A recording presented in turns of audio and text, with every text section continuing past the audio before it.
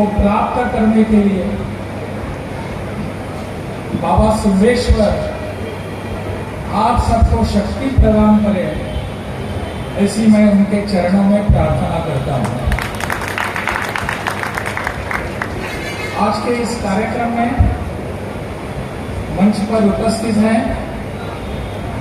हमारे बिहार प्रदेश के माननीय शिक्षा मंत्री श्री चंद्रशेखर जी,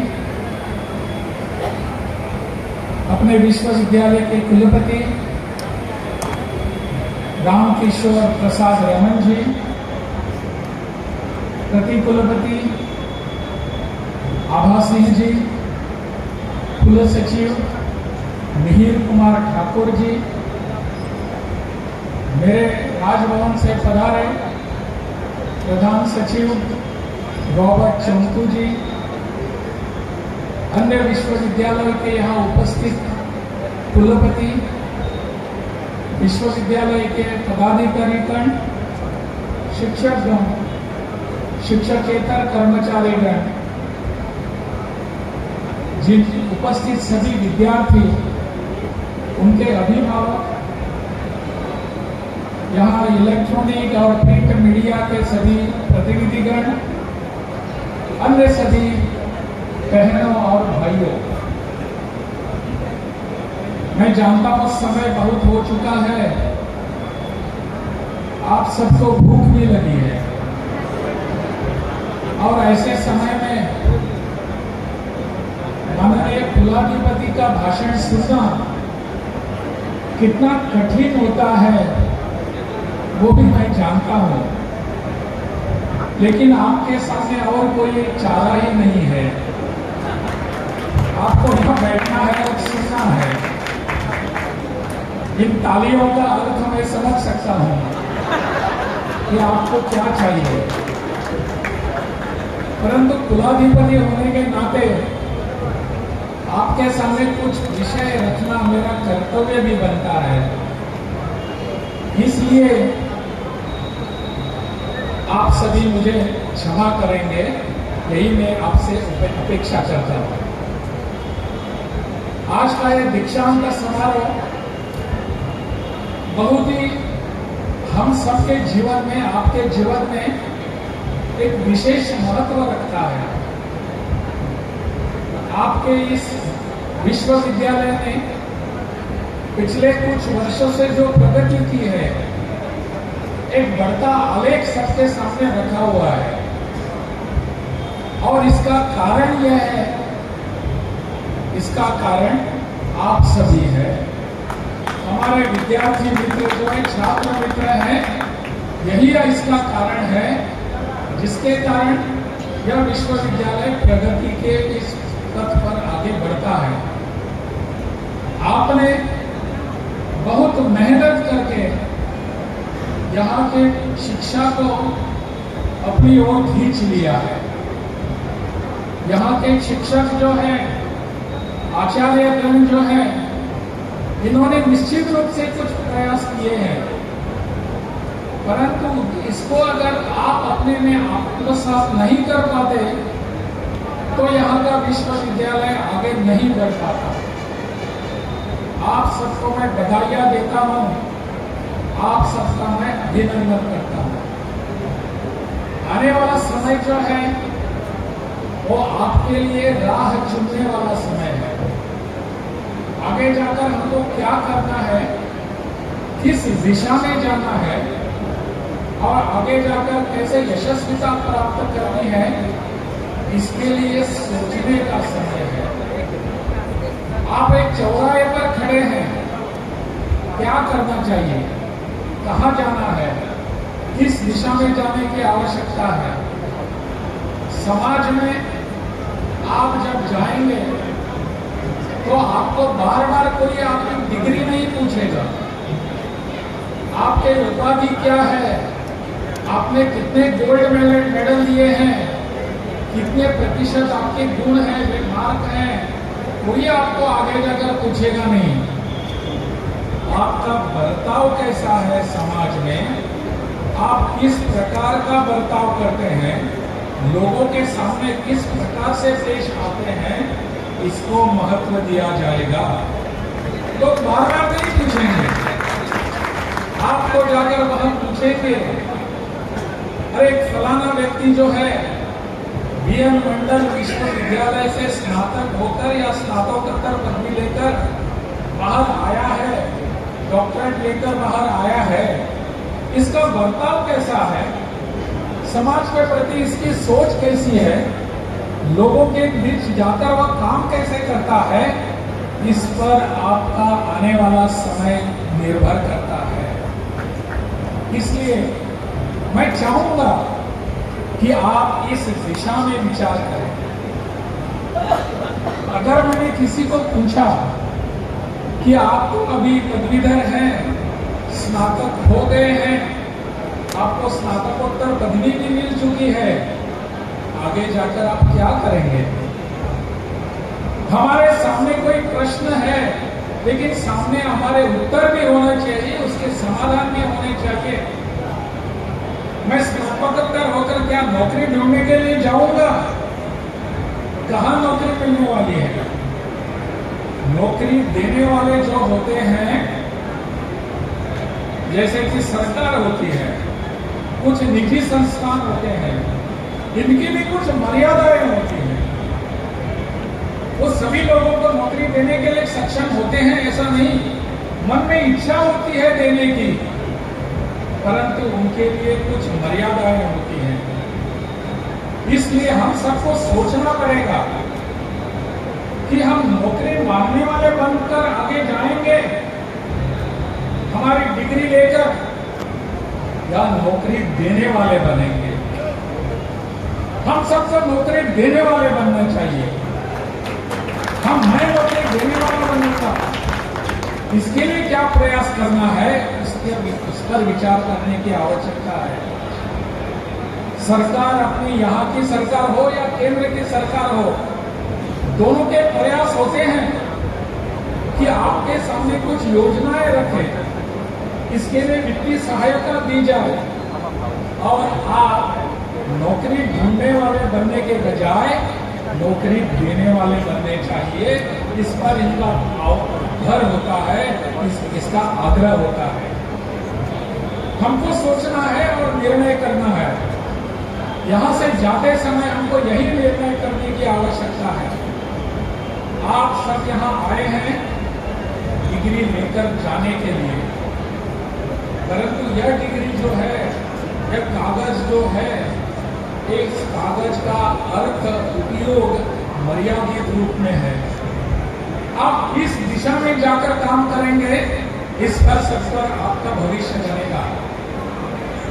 मुझे आशा है और मेरा आग्रह भी है आप सबके लिए कि आप इस दिशा में विचार कर लीजिए। आपने बीए इकोनॉमिक्स किया होगा, आपने बीकॉम और कुछ लेकर कॉमर्स कर किया होगा, और कुछ लेकर किया होगा, आर्ट्स की डिग्री ली होगी, सोशल साइंसेस में आपने गोल्ड मेडल लिया होगा, लेकिन इस शिक्षा का उपयोग समाज के लिए हम क्या करेंगे, इसके लिए आज से सोचना है। यह दीक्षांत समारोह है, दीक्षांत यानी आप सबको दीक्षा दी गई है, लेकिन आज का समारोह शिक्षांत नहीं है, शिक्षा का अंत नहीं हुआ। अलग प्रकार की शिक्षा आपको समाज में जाकर लेने की आवश्यकता है। समाज किस दिशा में जा रहा है, क्या करने हम जा रहे हैं, इसका विचार करने की आवश्यकता है। कुछ ही दिन पूर्व हमने इस देश का स्वतंत्रता दिवस मनाया। 76 वर्ष हो चुके हैं कि हमारे देश में स्वतंत्रता प्राप्त की। सब लोगों के प्रयासों से ये स्वतंत्रता हमको मिली, परंतु 76 वर्षों में हमने क्या प्राप्त किया है, इसका भी लेखा जोखा लेने का समय यही होता है। हम सबको देखना है कि किस दिशा में जाने के लिए हमको शिक्षा प्राप्त की हमने की है, कहाँ जाने वाले हैं हम, कहाँ जाकर हम क्या करने वाले हैं। क्या हम सिर्फ नौकर बनेंगे पिछले कई वर्षों से जो शिक्षा की नीति यहाँ की बन रही थी वो हमको नौकर बनाने वाले, नौकरी मांगने वाले बनाने वाला। हम हमारा डिग्री का सर्टिफिकेट लेकर बाहर जाते हैं और हमको नौकरी दे दो ऐसा बोलते हैं। तो सिर्फ नौकरी चाहिए क्या? हम नौकरी बनाने देने वाले बन नहीं सकते? हमारे सौभाग्य से पिछले कुछ वर्षों से जिस राष्ट्रीय शिक्षा नीति का यहाँ उल्लेख हुआ, जो 2020 में केंद्र सरकार ने अपनाई है, इस शिक्षा के माध्यम से अगर इसको हम ठीक ढंग से पढ़ेंगे तो पता चलता है कि हम नौकरी देने वाले बन सकते हैं, नौकरी देने वाले बनने चाहिए। इस दिशा में इस राष्ट्रीय शिक्षा नीति का जोर है। राष्ट्रीय शिक्षा नीति चाहती है कि हमको यह प्राप्त करना है। मेरा तो मानना है कि पिछले अनेक वर्षों से, केवल 76 वर्षों से नहीं, उसके पूर्व भी जो यह एक शिक्षा नीति हमने सबने अपनाई थी वो कॉलोनियल शिक्षा नीति थी। नेकोले नाम का कोई आकर यहाँ अगर शिक्षा हमको, हमारी शिक्षा इस देश की कैसे हो जाए, इसका एक ब्रिटिश लोग आकर यहाँ अगर तय करते हैं तो अपनी शिक्षा नीति नहीं थी। हमारे लोगों ने इस पर विचार करने की आवश्यकता थी। इसलिए नई शिक्षा नीति डॉक्टर कस्तूरीरंगन जैसे महान विद्वान अपने देश के इन लोग सब लोगों ने बैठकर इसको तय किया है और अपना यहाँ का युवा वर्ग, अपना छात्र, अपने आने वाली पीढ़ी किस दिशा में प्रगति करनी चाहिए, इसको लेकर ये नई शिक्षा नीति बनी है। इसलिए हमारे इस प्रदेश में विश्वविद्यालय के क्षेत्रों में इस नीति को हमने अपनाया है। मुझे खुशी है कि आप सब इस दिशा में प्रयास कर रहे हैं। मुझे आनंद है कि आप इस शिक्षा नीति को लेकर आगे बढ़ रहे हैं। 3 वर्ष का स्नातक कोर्स जो है, उसके बाद अगर आप चाहते हैं तो उसके बाद आप और 1 वर्ष का कोर्स भी कर सकते हैं, जिसके आधार पर आप विदेशों में जाकर और कोई अलग परीक्षा देने की आवश्यकता नहीं पड़ेगी। अगर आपको यहाँ पीएचडी करना है, अगर आपको यहाँ मास्टर्स डिग्री लेनी है तो और कोई सिर्फ 1 वर्ष का कोर्स और एक करना पड़ेगा। इन सब लोग इसका विचार करके ये नीति बनाई गई है। अगर आपने 3 वर्ष के स्नातक का कोर्स पूरा किया और 1 वर्ष के बाद आपने छोड़ दिया किस कारणवश, तो आपको सर्टिफिकेट मिलेगा। पहले वाली शिक्षा नीति में नहीं मिलता ऐसा, लेकिन नई शिक्षा नीति में 1 वर्ष शिक्षा प्राप्त करने के बाद आपको सर्टिफिकेट कोर्स मिलेगा, उसका सर्टिफिकेट मिलेगा। 2 वर्षों के बाद अगर आपने शिक्षा छोड़ दी तो आपको डिप्लोमा मिलेगा और 3 वर्ष के बाद आपने अपनी शिक्षा रोक दी तो आपको स्नातक यानी डिग्री का सर्टिफिकेट मिलेगा, आप ग्रेजुएट बन सकेंगे। यह विशेषता है इस नई शिक्षा नीति का। यही एक शिक्षा नीति जो है हम सबके अपने कार्यकलापों को, अपनी क्षमता को जचती है। आज अगर कुछ करने की आवश्यकता है तो हमको सकारात्मक सोच लेकर आगे जाने की आवश्यकता है। हम सभी लोग इसमें जुड़ जाएंगे। पूरा देश इस नीति को अपना रहा है और अपने बिहार के लोग पीछे चल रहे हैं, ऐसा नहीं होना चाहिए। आप सबके लिए ये नई नीति आई है, इसको अपनाने की आवश्यकता है। मुझे खुशी है आप सब इसको अपना चुके हैं। इसलिए यह नीति जो है यह अपनाने की आवश्यकता है। कहाँ माननीय शिक्षा मंत्री जी बैठे हैं, माननीय शिक्षा मंत्री जी से मैं आग्रह इतना ही करूंगा कि हमारे लिए यह साधन सुविधा उपलब्ध कराकर दे दीजिए, जिसका उल्लेख माननीय कुलपति ने किया है। यहाँ बहुत सारे शिक्षकों की नियुक्ति बची हुई है। हमारे इस वर्ष के अगर एडमिशन को हम देखेंगे, प्रवेश को अगर देखेंगे बच्चों के, हमारे एडमिशन बढ़ चुके हैं सभी विश्वविद्यालय में, सभी कॉलेजेस में। परंतु इसका अर्थ यह है कि हमको उतनी मात्रा में साधन सुविधा भी उपलब्ध करानी है। इतनी मात्रा में हमको शिक्षकों का भी उपलब्ध कराना आवश्यक है।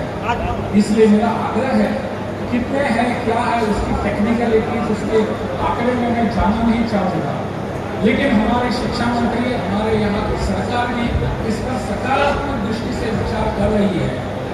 हम सबको चाहिए कि हमारे यहाँ के शिक्षक की बहाली और नियुक्ति केवल वहाँ अपने अतिथि शिक्षकों की बहाली से कुछ होगा नहीं। परमानेंट शिक्षक हमको चाहिए, कॉलेजेस में चाहिए, विश्वविद्यालय में चाहिए, अनेक यहाँ के प्रधानाचार्यों की आवश्यकता है।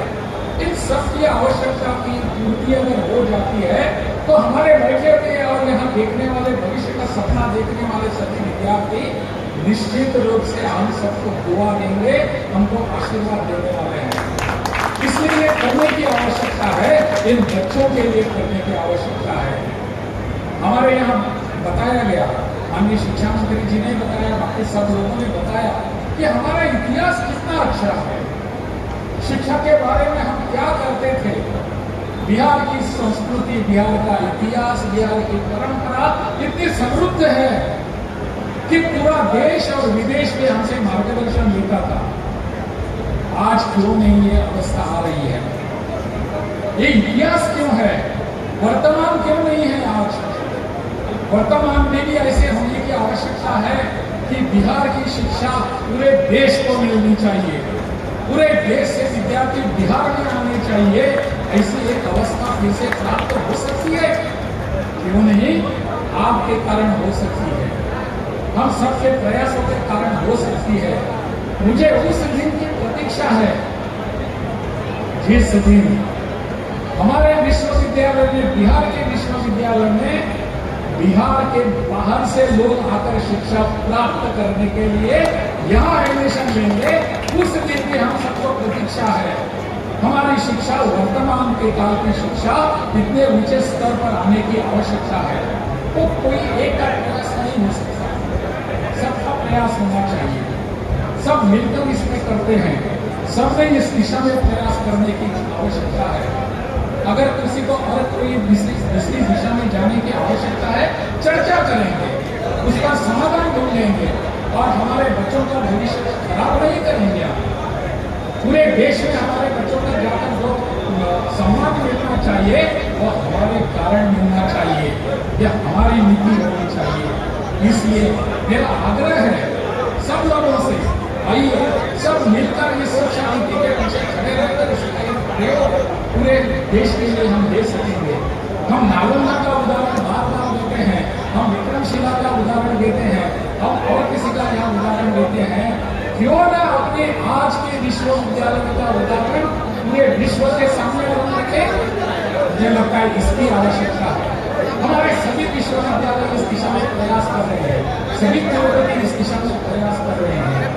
मेरा इतना ही आग्रह रहेगा कि इसमें किसी को भूलने की आवश्यकता है, इसमें घोड़ा डालने की आवश्यकता है। जो प्रयास हो रहे हैं उसमें सकारात्मक दृष्टि लेकर हम सबको आगे बढ़ने की आवश्यकता है। ऐसा विचार हम करेंगे तो पिछले अनेक वर्षों से अपनी जो ऐतिहासिक परंपरा रही है इसको आगे लेकर जाने के लिए सफल होंगे। इतना ही मेरा कहना है। बाबा सिद्धेश्वर हम सबको इस दिशा में जाने की बुद्धि और सक्षमता प्रदान करें, यही प्रार्थना करके आप सबको बधाई देते हुए मैं मेरा भाषण समाप्त करता हूँ। भारत माता की जय।